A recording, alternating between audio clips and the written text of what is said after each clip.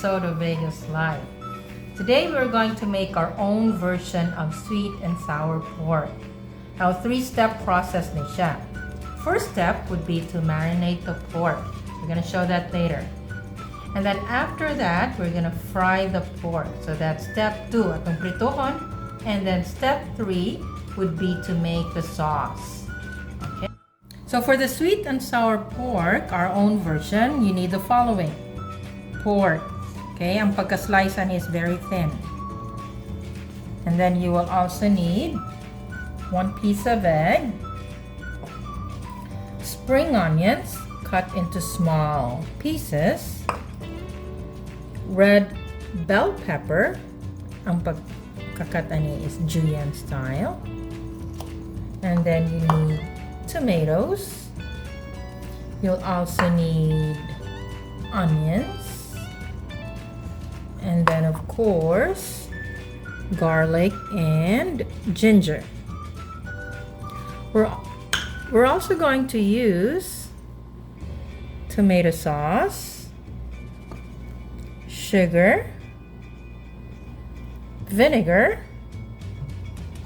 pineapple tidbits, or pwede po gagmay nga pieces of pineapple, and then salt. And this one is tapioca starch. We're also going to use that.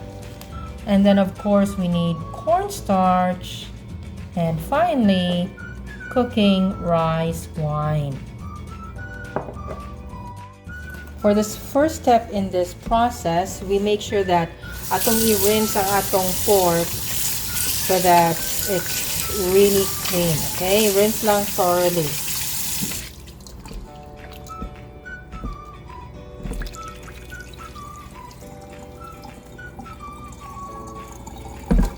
I'm gonna do it again.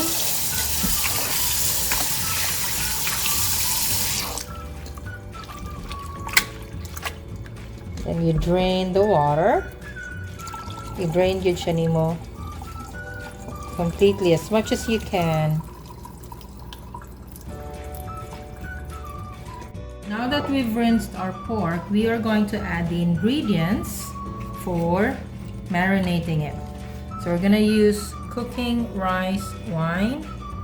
We're gonna add 3 tablespoons of the rice wine. Mapalit rin siya sa mga Asian store, any Asian store. Okay, and then we're also gonna add a little bit of salt to taste.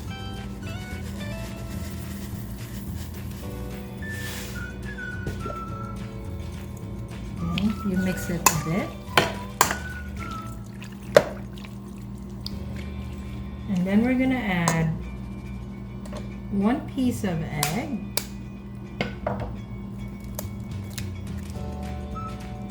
By the way, this is about 1.5 pounds of pork. You mix it well. And finally, the last ingredient for marinating would be cornstarch. So we're gonna add cornstarch. Okay, so bago mo din siya pa ma-open. Sana i-open, okay?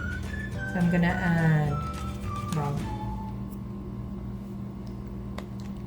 1, 2, 3, and 4. And 1 more. Okay. So we added our cornstarch, and then we're gonna mix it all together. Make sure na ma-mix ni mo well so that ang mga karne ma-coated good siya well with the marinade and the cornstarch. And we're gonna leave this for about 30 minutes until we fry it. Okay? So continue to mix it until you see that they're all mixed really well. 30 minutes marinating. That's step number 1. Okay, third step sa atong pagluto, in a pan with oil na init na siya, you saute your garlic. Okay, you can hear that, and I can smell the scent of the garlic. And then atong isunod ang atong ginger. Okay, so say that for about 2 seconds. And then onion.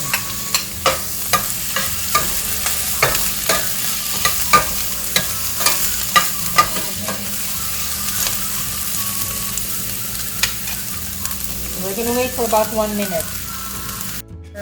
Magawas na ang baho sa imuhang sibuyas o gubang lamas. You add water, approximately 2 cups. Kanisa kang gigamit is about 1 cup pa na siya. And then we're gonna add another cup of water. This will be part of your sauce. So that's about 2 cups of water. And then we're gonna add tomato sauce to taste, and at the same time to give it a nice red color. Natong tomato paste in the water. One more and let it boil for 1 minute. So we wait until this boils. So now that our mixture is starting to boil, we're gonna add our pineapple juice. So the amount of pineapple juice will be dependent on sa imong taste sa gusto. Not too much para dili too sweet. And then we're also gonna add vinegar, mo nang atong sour part. So I'm adding 1, 2, and a little bit more. Okay, and then since we said this is sweet and sour, so we're gonna add our sugar. That's 2 tablespoons. Then I'm gonna add 1 more, so that makes it 3 tablespoons. And then you stir to mix them all together. And of course, don't forget salt to taste.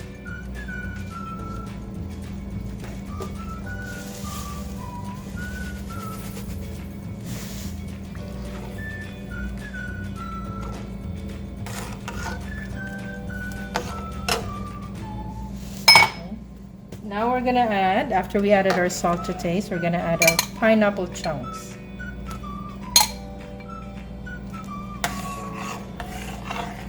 Okay. And then, we're gonna add more pineapple.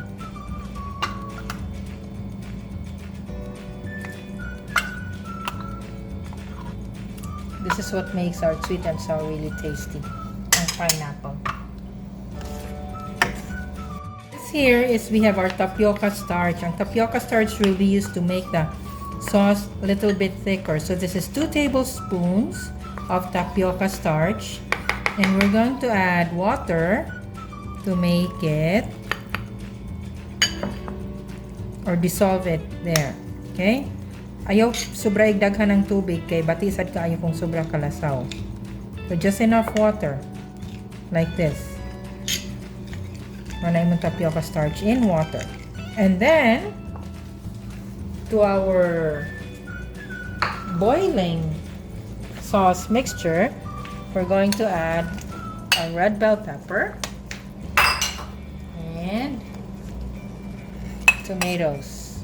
Now you really don't have to let it boil so much kay maluto na siya sa heat. You want the pepper crunchy. Okay? And then, finally, ang ato ang mixture of tapioca starch and water. We're going to add it sa atong sauce para mo thicken siya. As you're adding your tapioca starch, you're making sure that you're stirring it continuously so dili siya mo dukot on one side only. So, slowly lang siya, slowly, until you see it thicken like this. Okay? There we have it. Our sauce for our sweet and sour pork.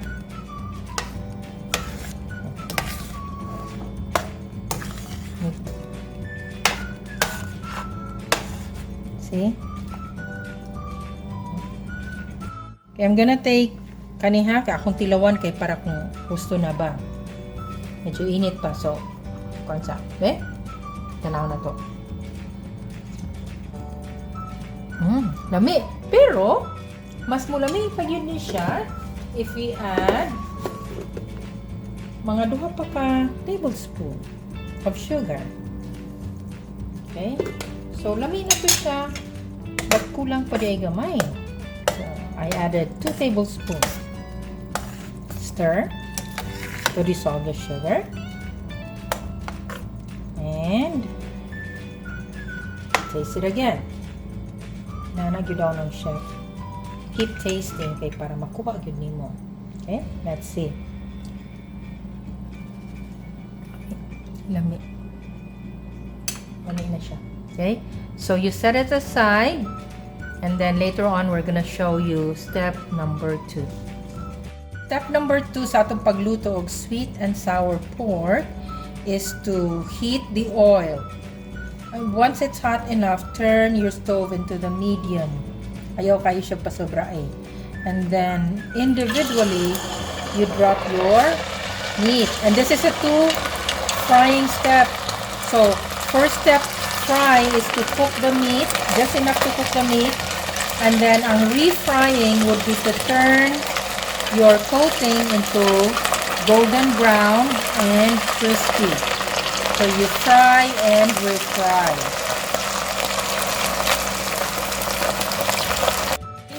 When it's like this na, igo na na siya, cook na na ang meat. Okay? So that's your first frying. So you scoop it out and set it aside to drain the oil. And then you cook the rest. And then later on, you refry na to turn it into more golden brown and more crispy. Okay? Another batch. We're gonna scoop it out of our hot oil. Okay? Nalan lang dito para dito mga pasok. Then set it aside. Drain the oil.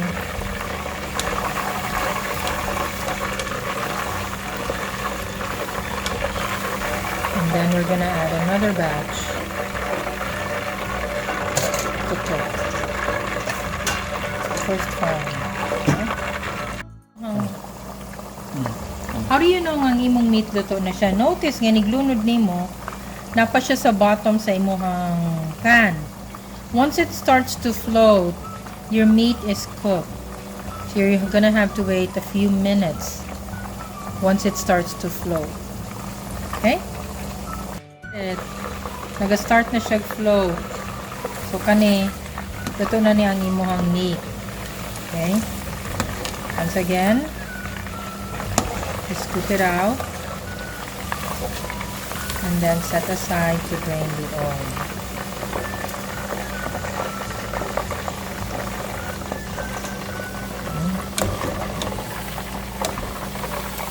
Scoop it out and set aside to drain the oil. Okay?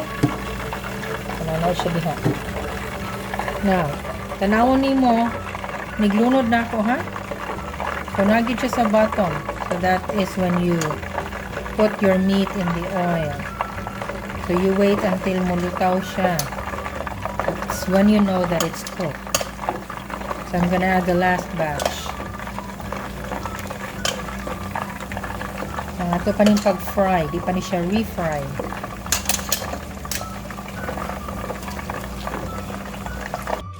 So here is our pork nga na-fry na nato. Ato ni siyang i-set aside for a few minutes, i-air dry nato. The purpose of air drying is parang iyahang coating ma-crispy gyud so you can achieve that crispiness. After a few minutes of air drying, ato ni siyang i-refry to turn it into golden brown and crispy. So karon, ato na ning i-refry ang ato ang baboy nga ato nang giluto ganiha. So giada na to coating of cornstarch, gamay lang, no? To make it really fluffy and crispy. So ayaw lang sagdaghana kaayo. Naman lang kay para dili siya mapagod.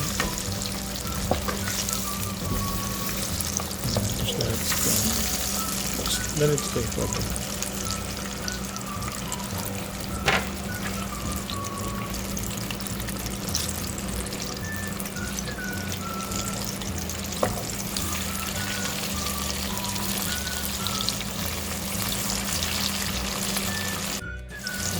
We're gonna check on the pork. Nag-refry na to.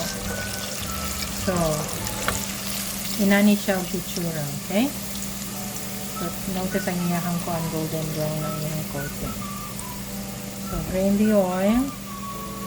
And then, we're gonna put it on our platter. Okay?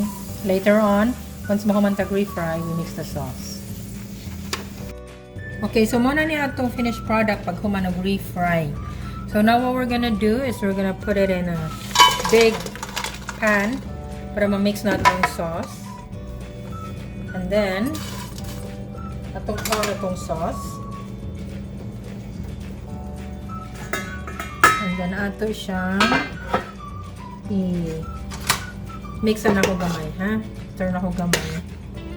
And then we're gonna add it to our pork.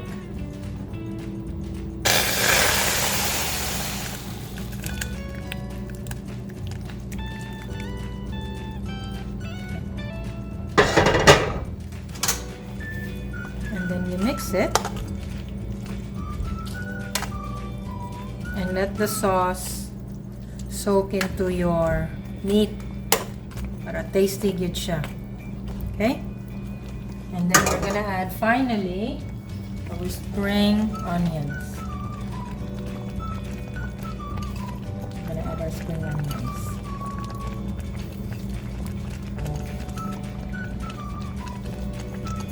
So this is our own version of sweet and sour pork. Hope you enjoyed this. Hope you enjoyed our cooking for today.